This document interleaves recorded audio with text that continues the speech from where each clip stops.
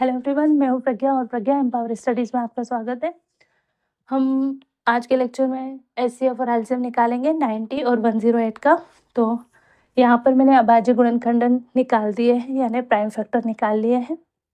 पहले भी मैंने आपको सिखाया है तो ये आपको आता है, ठीक है। अब हम क्या करेंगे, इनको एचसीएफ निकालने के लिए इनको लिखते हैं। तो 90 के अभाज्य गुणनखंडन क्या होंगे? 2 इंटू 3 इंटू 3 इंटू 5, यही हो गए जो है हमने लिख लिया। अब अगर इनको घातों के रूप में लिखोगे, इनकी पावर के फॉर्म में लिखोगे, तो टू कितनी बार है? एक बार। तो 2 की पावर 1, ठीक है। 1 पावर लिखी भी नहीं जाती तो अपन नहीं लिखते हैं। 3 की पावर कितनी है? 2, क्योंकि 3 2 बार है, यानी 3 स्क्वायर, ठीक है। मल्टीप्लाई 1 है ना। 5 कितना टाइम है? 1 बार है, तो 1 टाइम लिख दिया। पावर 1 तो लिखी नहीं जाती, ये ठीक है। अब 108 के हम प्राइम फैक्टर देखते क्या क्या है। तो ये है 2 इंटू 2 इंटू 3 इंटू 3 और 3। अगर इनको पावर के फॉर्म में लिखेंगे तो 2 की पावर 2, 2 स्क्वायर क्योंकि 2 बार है, इंटू 3 की पावर 1 2 3, 3 यानी 3 क्यूब, 3 टाइम है, 3 बार है इसलिए लिख दिया, ठीक है। एचसीएफ निकालना है। तो देखो, एचसीएफ निकालने के 2 तरीके हैं। एक, अगर आप पावर के फॉर्म में लिख देते हो तो ऐसे। अब क्या देखो, जो कॉमन है वो देखो, तो कॉमन क्या है? Common prime factor. तो यहाँ भी 2 है, यहाँ भी 2 है, मतलब 2 कॉमन हुआ, 2 उभयनिष्ठ हुआ, तो 2 लिख दिया। अब यहाँ देखो, यहाँ पर और यहाँ पर 2 की पावर सबसे छोटी कौन सी है? तो यहाँ पे तो 2 स्क्वायर है, पावर 2 है, और यहाँ पर पावर 1 है, कुछ नहीं है, मतलब 1। तो छोटी घात क्या हुई? 1। तो सबसे छोटी घात वाला लिख के आगे देखेंगे, गुणा कर दो। अब देखो, ये कॉमन है, 3 भी यहाँ है, 3 भी यहाँ है, तो मतलब कॉमन है, तो हमने 3 लिख दिया। अब दोनों में देखो कि 3 की पावर सबसे कम किस में है? तो यहाँ 2 है, यहाँ 3 है, तो हमने 2 देख लिया। इसका मल्टीप्लाई करेंगे तो आएगा 18, है ना। 3 में 3 का स्क्वायर होगा 9 और 9 2 18, ठीक है। तो इस तरह से ये एक तरीका है। क्या करना है, जो प्राइम फैक्टर्स है, गुणनखंडन है, वो लिखेंगे दोनों के, और उनको घातों के रूप में लिख देंगे, ठीक है। ऐसा आपको एलसीएम के लिए भी करना है ना, एचसीएफ के लिए भी करना है। अब एलसीएम एचसीएफ के लिए क्या करोगे, जो कॉमन होगा, यानी ये भी कॉमन है, यहाँ पर 2, यहाँ भी, तो लिख दिया। और उसकी छोटी घात किस में है? इसमें कि इसमें है, तो 1 है सबसे छोटी, तो छोटी लिख दी। फिर 3 को देखेंगे, फिर 3 को यहाँ भी है, यहाँ भी, लिख दिया। अब 3 की घात यहाँ पे 2 है, यहाँ पे 3 है, तो छोटी पावर क्या है? 2, तो 2 लिख दिया और मल्टीप्लाई करा। क्यों? क्योंकि 5 यहाँ पे तो है ही नहीं, हमको तो सिर्फ कॉमन वाला चाहिए था, उभयनिष्ठ चाहिए था। तो 5 यहाँ है बट यहाँ में नहीं है। 90 का प्राइम फैक्टर है 5, बट 108 का प्राइम फैक्टर नहीं है, यहाँ 5 था ही नहीं, तो हमने 5 को लिया नहीं, मल्टीप्लाई नहीं किया। ये था एचसीएफ। अब आप देखो एलसीएम, है ना। एलसीएम में क्या करते हैं, जो कॉमन है प्राइम फैक्टर उसको लेंगे, मतलब जितने भी प्राइम फैक्टर है, ये घात में आप देखो, जितने भी प्राइम फैक्टर है सब लिख दो। तो यहाँ 2 3 और 5 है, और यहाँ 2 और 3 है, तो 2 3 5 में ये 2 2 3 भी आ गया, 2 2 बार नहीं लिखना है, ये 2 3 और 5 हो गया, 2 3 गुणा 5 हो गया। अब देखो, इसमें 2 की घात कितनी है और इसमें 2 की घात कितनी? तो इसमें 2 की घात 1 है, इसमें 2 है। एचसीएफ हमने सबसे छोटी घात लिया था, एलसीएम में क्या करेंगे, सबसे बड़ी घात वाला लेंगे। तो सबसे बड़ी घात तो 2 है, और यहाँ पर तो 1 है, तो हम 2 ले लेंगे। अब हम आएंगे 3 में, या 3 की पावर क्या है? 2, और यहाँ पे क्या है? 3, तो हम 3 वाला लेंगे, क्योंकि हमको सबसे बड़ी घात चाहिए। एलसीएम में हम लघुत्तम समापवर्धक में सबसे बड़ी घात वाला लेते हैं, है ना। लघु है लेकिन घात कौन सी लेते हैं? बड़ी। एचसीएफ महत्तम समापवर्धक, highest common multi HCF factor, ये हाईएस्ट जरूर है लेकिन इसमें पावर कौन सी लेते हैं? छोटी पावर, ठीक है। तो ये 3 की घात 2 था, ये 3 की घात 3, इसलिए हमने बड़ी घात ली, किसमें? एलसीएम में। तो 3 की घात 3 ली। ये 5 यहाँ पे है पर यहाँ पे नहीं है। इसमें क्या करते हैं, एलसीएम में जितने प्राइम फैक्टर है पहले वो लिख लेते हैं, सब प्राइम फैक्टर लिख लो और उनकी घात लिख लो और सबका गुणा कर लो। यानी HCF में हमने 5 छोड़ दिया था क्योंकि ये कॉमन नहीं था, पर LCM में क्या करते हैं, सब ले लेते हैं, ठीक है, और सबका गुणा कर देते हैं ना। तो ये क्या होगा 4, ये होगा 27 और ये क्या होगा 5, ठीक है, ये 20 होगा,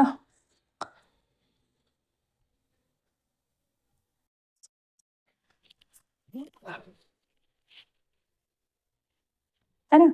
तो इसका LCM क्या आ गया 540, ठीक है, क्योंकि हमने 2 दूनी 4, ये 3 का 27 हो गया, तो 3 का क्यूब 27 होता है, 5 का 1, इनका सबका मल्टी किया है तो 540, ये 4 पंजे 20 और इसका गुणा कर दिया तो 27 दूनी 54 हो गया। इस तरह से ये LCM हो गया। अब देखो LCM कभी भी क्या होता है, जो भी हमको नंबर दिए होते हैं ना, ये नंबर दिए, इनमें जो नंबर बड़ा होगा उससे भी बड़ा होगा, तो इन दोनों में नंबर क्या है बड़ा, 108 है, तो LCM क्या निकलेगा हमेशा उससे बड़ा। तो देखो 540 निकला 540, है ना। और HCF क्या होगा, जो दोनों नंबर रहेंगे ना उसमें सबसे छोटे नंबर से भी कम या बराबर, या तो कम होगा या बराबर, तो ये 90 या तो 90 होता है या 90 से कम, तो ये कितना है देखो 18। और LCM क्या होगा, बड़े नंबर से या तो बराबर होगा या इससे कम, सॉरी उससे ज़्यादा, या तो बराबर या ज़्यादा, तो 108 से ये ज़्यादा हो गया तो 540, ठीक है। और अगर हम इसको घातों के रूप में नहीं लिखते, है ना, सपोज किसी ने घातों के रूप में नहीं लिखा, तो कैसे करते, देखो यहाँ भी कॉमन है, यहाँ भी कॉमन है, 2 एक बार, यहाँ भी है तो लिख दो, है ना, 1 बार 3 यहाँ है, 1 बार 3 यहाँ है। अब 2 कॉमन है क्या इसमें, नहीं, पर 3 इसमें 1 बार है तो लिख दो, फिर से 3 यहाँ पर है ना, तो लिख दो। अब देखो यहाँ पे तो 5 है, यहाँ पर 5 है क्या, नहीं, यहाँ पर 3 एक और है, पर यहाँ पे क्या नहीं, तो यहाँ पे 2 है कॉमन निकला और 2 बार 3 कॉमन निकला, तो जो कॉमन निकला वो लिख दो, तो ये 18 आ गया। LCM क्या करते हैं, जो कॉमन है पहले लिख दो, तो ये 1 बार कॉमन है लिख दिया, फिर कॉमन है तो 1 बार लिखा और नहीं है तो भी लिख दो, है ना, या आप पहले कॉमन लिख लो। देखो ये कॉमन है तो कॉमन वाला लिख लिया, फिर ये वाला कॉमन है तो ये कॉमन लिख लिया, फिर ये वाला 3 यहाँ से कॉमन निकल जाएगा एक बार, है ना। अब बचे कितने, ये 5 बचा, ये 2 बचा और ये 3, तो 5 2 और 3, अब इनको गुणा करोगे तो यही आएगा, है ना। तो ये भी एक तरीका है, लेकिन आपकी जो 10th क्लास की बुक है NCERT उसमें एक डेफिनेशन दी और उसमें जो एग्जाम्पल्स दिए उसमें भी इस तरह से है कि आप पहले गुणनखंड लिखो, फिर उसको घातों के रूप में लिखो, सबसे छोटी घात वाला कॉमन प्राइम फैक्टर लो और उनके मल्टीप्लाई कर दो, तो वो होगा HCF। और LCM में क्या करो, सारे प्राइम फैक्टर लो और सबसे बड़ी घात वाले लो और उनका गुणा कर लो, तो आपका LCM निकल जाएगा। तो मुझे लगता है कि दोनों तरीके आपको समझ में आ गए हो। ये वाला तरीका ज़्यादा अच्छा है क्योंकि बुक में यही दिया है एग्जाम्पल, तो ये करिए। ये तो बस ये है कि किसी तरह हमको आंसर लाना है, ये वो तरीका होता है, ये प्रॉपर तरीका होता है, आप इससे कीजिए। मीनिंग उसका भी वही है क्योंकि आप इसको घातों के रूप में लिखोगे ना तो वही हो जाएगा। देखो ऐसे ही हुआ, ये ऐसा एक जैसा हुआ ना, ये जो लिखा है वो ये लिखा है ना। और देखो ये 2 की घात 2, 3 की घात 3 और 5, तो इसको भी यहाँ लिख के देखो तो 2 की घात 1, ये वाला 2 और ये वाला 2, तो 2 हुआ गुणित ये 1 2 3, यानी 3 की घात 3 और ये 5, तो देखो ये वैसे ही हुआ ना, 2 की घात 2 यानी 2 स्क्वायर, 3 की घात 3 और 5, 2 की घात 2 स्क्वायर 2 स्क्वायर, 3 की घात 3 और ये 5, तो बात तीनों दोनों की एक ही होती है।